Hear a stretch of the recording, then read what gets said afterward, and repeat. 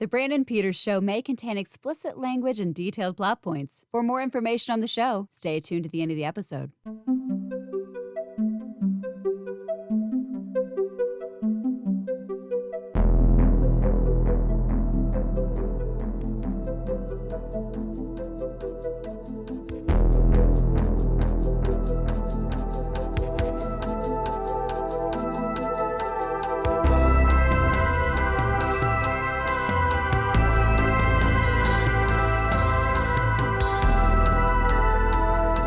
And now, here's Brandon. Welcome to Old Space Show. I am Brandon, and riding shotgun is Tony Schaab. Beep, beep is all I'm going to say today. All right. All right. This series of Old Space Show will follow the exploits of a man in his car, the first season of Knight Rider. And today we're here to discuss the 16th episode, the Topaz Connection. Yes, we're getting deep with this one here. Michael is investigating the death of Glamour magazine escape publisher Philip Royce, who had contacted the Foundation to expose a story that he referred to only under the codename Topaz.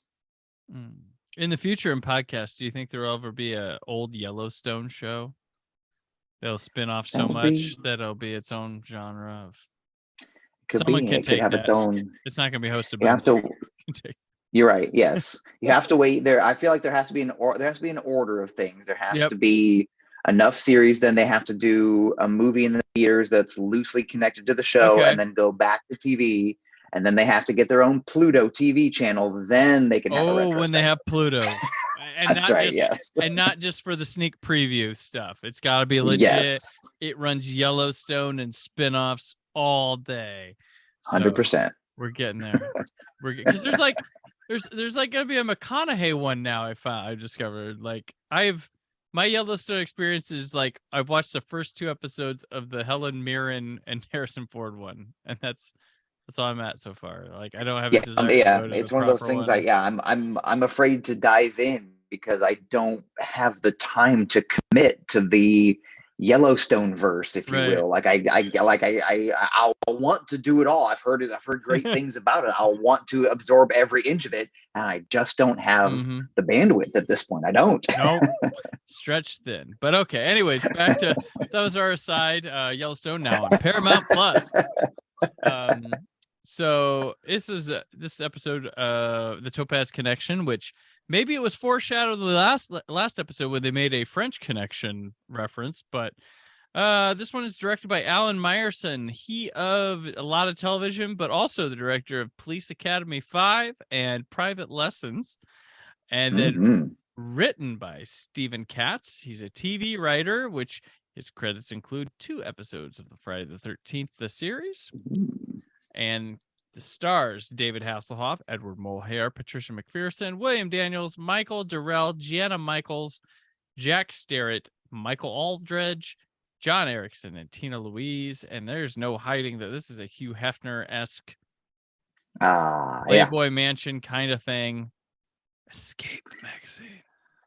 Goodness gracious. Well, when you throw Ginger from Gilligan's Island in there, like, what do you expect? Right. Like when Tina Louise comes calling, even though it's a little past the Tina Louise prime time, she still looks great. And, it's and there's a funny Tina Louise joke that I'll save until later when we get to that point in the, in the script. But yes, it's very clearly like there is no, just like we had the Dukes of Hazzard connection last week that was very thinly veiled. Exact same thing here. Obviously, this is where they decided to go. There's no question about it. As soon as Kit drives up to the mansion and the girls are all playing tennis and beach volleyball and their skimpy action, like it's very clear what this is all about. And it's a party with Kit and then Bonnie and Devin, and she gets mistaken for a model. She's not. No. Yeah, this guy gets murdered. He's like there, and someone drags him away to something. They find him murdered in a hotel room with a woman, and he's got some secret revolving around Topaz. old computer green screen that needs a password put into it, which he was gonna go for hardcore journalism from Escape magazine. Apparently was his turn in life that he didn't get to see. But yeah, there's a very thin connection there with his daughter, and like he's getting old and he wants to turn it over to her and he doesn't want it to be so skeevy and things. I'm like, well, this is a Hugh Hefner departure because he would never go that route, but nope. To each his own. So right, no, that's true. But yeah, this one also like the last episode, this one also has the hired contract like killer guy that takes things a little too far, like that they didn't want to. I mean, they wanted to kill the guy, but they didn't want like other people to get hurt by it.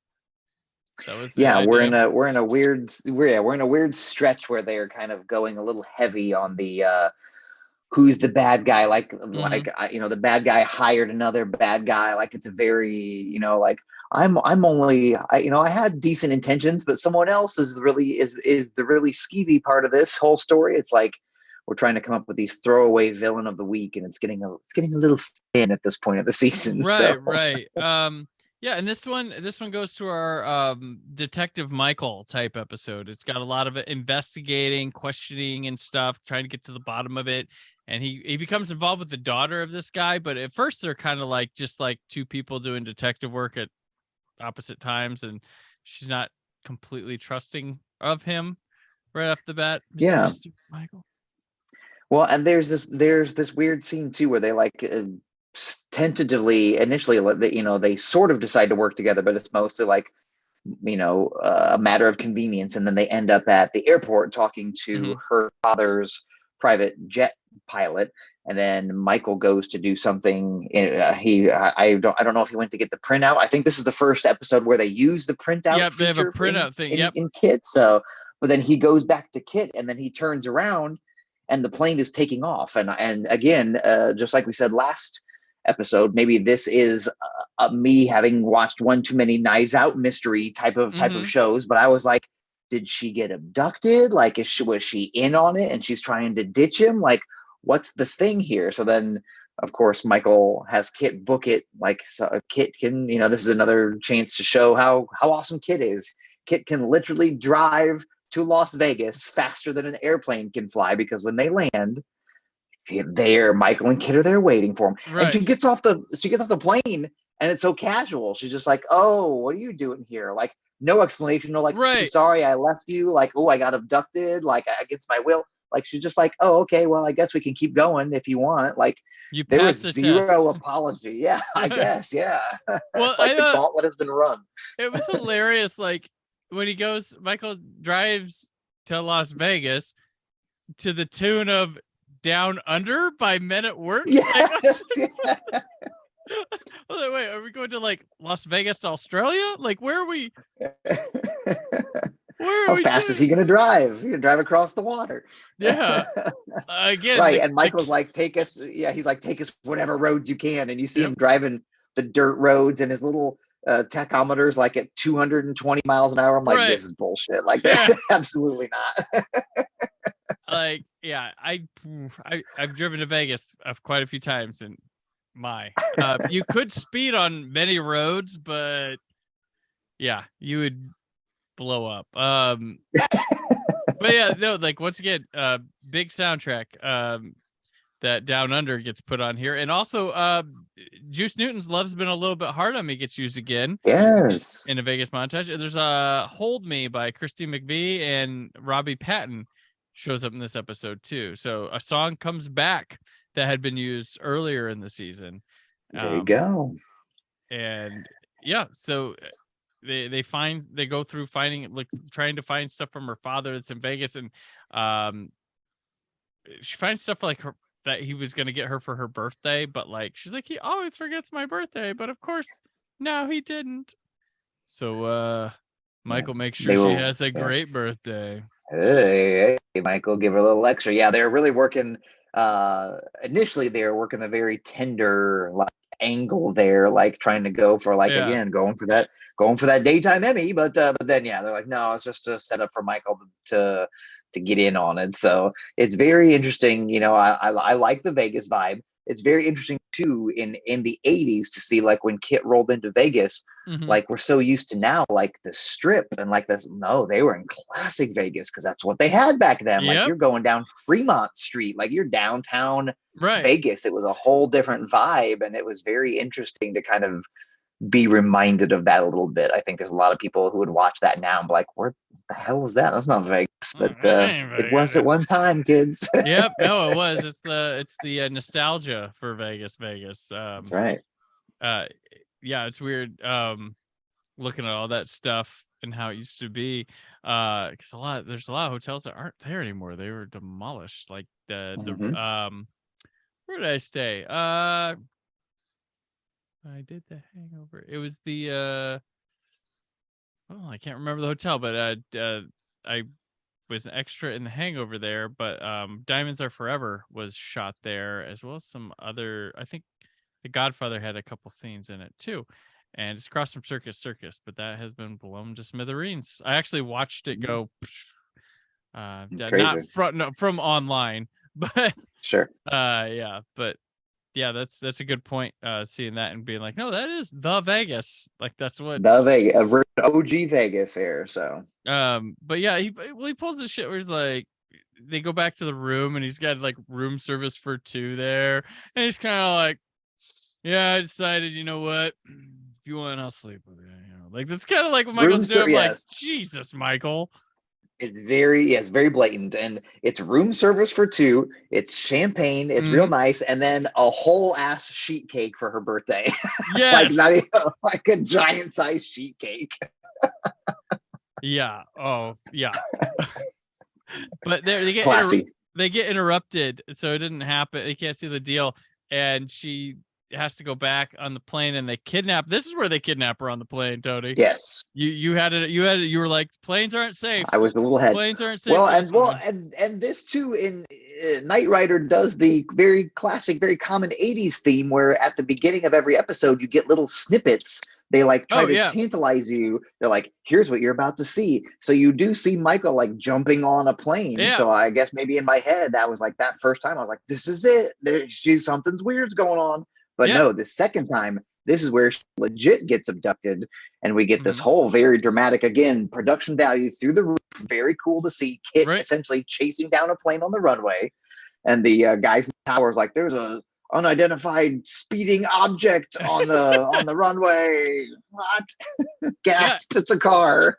Yeah, and Michael gets out from the car onto the hood, onto the plane, and then tries to like throw his jacket in the tail of the plane to like the rudder, the rudder, and then he falls off and is unconscious on the Kit's. He gets knocked out for like a week. He falls on the hood. Yeah, he falls about 2 feet onto the hood of the car. Not a very far fall, but they obviously wanted to insinuate that children don't try this at home. If you fall from a plane, you will be hurt. So right, and then Michael ends up through his investigation. He ends up cracking the code of this Topaz, which also the name of my least favorite Alfred Hitchcock movie. Fun enough. He talking to the ye old Mrs. September, who had a relationship with this guy before, thought she forgot about him, but no, the code is Miss September, who has a birthday. The stone is Topaz in September. Yes, that's right. And he gets the code. It works by saying activated or something. It was like activated. Well, yeah. So it's this whole thing, right? Again, they're trying to work really hard on the writing here because this is going to tie back earlier to when Bonnie said earlier, she go, my Topaz is my birthstone and my birthday's in November, which an interesting side fact. She said her birthday is November 24th, which is actually Patricia McPherson's birthday, the actress who plays Bonnie. So, nice. But then, so then Michael pieces it together through the birthstone. So you're like, oh, okay, maybe it's her, maybe the code is her birthday. Like it's November, like it starts with 11. No, the code is her measurements, 36, 24, 36. And Sir Mix-a-Lot made sure that we will never forget those measurements in our lifetime. 36, 24, 36. Only if she's 5'3". Is that the line? But so and in a really interesting twist, this is what I was talking about earlier with Tina Louise being Ginger. There was an episode of Gilligan's Island where they ate mind reading seeds. They found mind reading seeds on a part of the island. And when she ate them, she discovered that all the guys on the island, all Gilligan and them, they were all obsessed with her measurements, which are actually 36, 24, 36. Oh, wow. I feel like, now I really feel like I'm in a Knives Out mystery. I feel like I just cracked all the codes, put it all together. So this is historic television we're talking about here on this episode. Something like that. It all comes down to this. Wow. It all comes down to the boobs. Which for Michael, that's very on brand, let's be honest. So how does this one finish out again, Tony? This one will wrap up with at the very end. So the daughter is like, we still have that half a champagne bottle to go through. And Michael's like, well, it's 2/3 of a bottle. And they're like kissing like right behind Devin and Bonnie, who are reading the newest issue of the magazine that has now turned Escape is now more of a legitimate magazine because the daughter's in charge. But Michael opens to the centerfold and he says, look at those lines, look at those curves, and surprise, it's a picture of Kit in the centerfold. And Kit says, it looks great, but do me a favor, remove the staple from my fender. And everybody laughs and the scene freezes and that's the end. So typical 80s fashion. It's a still silly ending. The Michael hits on Bonnie, but I'm gonna suck face with this lady over here. Watch me. Bonnie. It's a very interesting dynamic. Wish you were here. And it's not like Michael and Bonnie have this money penny bond thing. It's like feelings are gonna get hurt here, man. What do you do? What's going on? It's a weird. She doesn't because next week he's just gonna be back to asking her out to dinner. And it's gonna be a weird thing. So it's weird because I don't think she's so down with everything. She has to be found in a weak moment to give in to Michael. Almost. Yes, you're right. It's so awkward.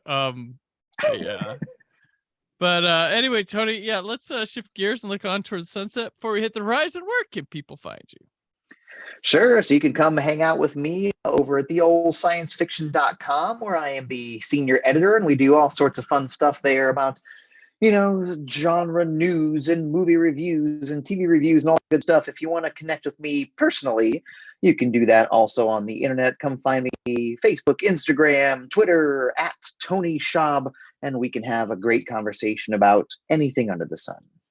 All right. Hashtag my Trans Am is a centerfold. Ooh. Yep. I'm on Twitter and Instagram at Brandon4KUHD. Written work on whysoblue.com. The Scream 4 will be the one we talk about Monday when that comes back, and then you stay a couple more. You take a day off and come back. Knight Rider again, as we go to a nice and decent little town. But from Old Space, Brandon and Tony, not so lone crusaders in a dangerous world. The world of Old Space Show.